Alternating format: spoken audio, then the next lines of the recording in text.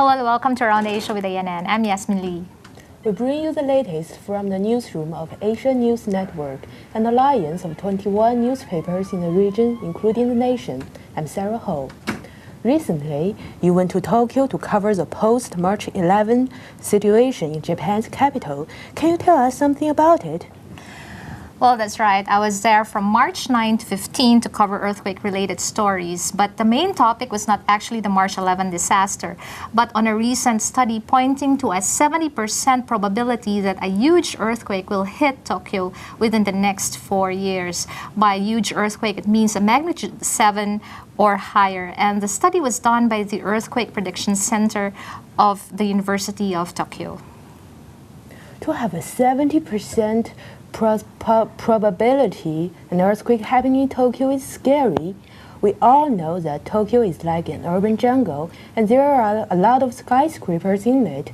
Do you think they'll be safe? Well, the seismologist I spoke to, Professor Naoshi Hirata of the Earthquake Prediction Center, said that tall and especially modern buildings are safe because they have been built according to the latest building code of Japan. But it's actually the smaller structures, particularly those small wooden houses, that are still common in many residential areas which are in danger.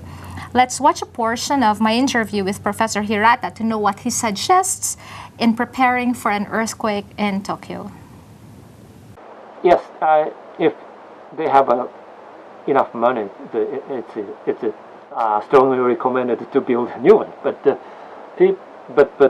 first thing that we have to do is to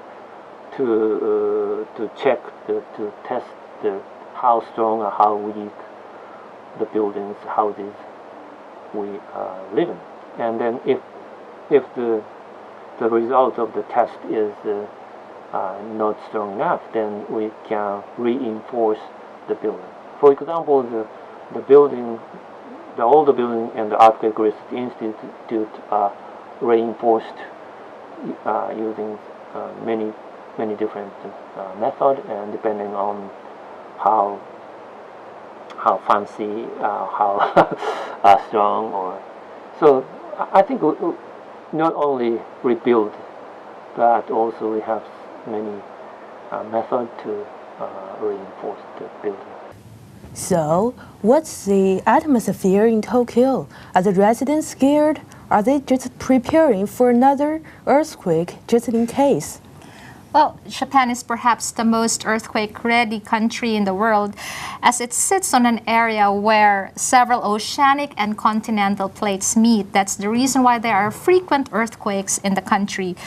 And it's very common for most Japanese households to have an emergency kit at home consisting of flashlights, masks, bandages, water, food, and the like.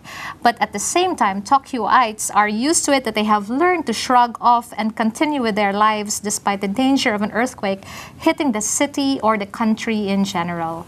How about those living in the wooden houses? What are the government's plans? Well, those houses are private property, so the government cannot really do anything except remind them to make the structures stronger. And they can rebuild those, and that will be expensive, or they could have those houses retrofitted, which is also expensive. For more details on this, they can read the latest edition of Asia News, which has Tokyo as a cover story. They can read the magazine online at www.asianewsnet.net. That wraps up today's edition of Around Asia with ANN. Visit our website or follow us on Twitter at Asia News Network. Like us on Facebook, and don't forget to follow us on Sina Weibo.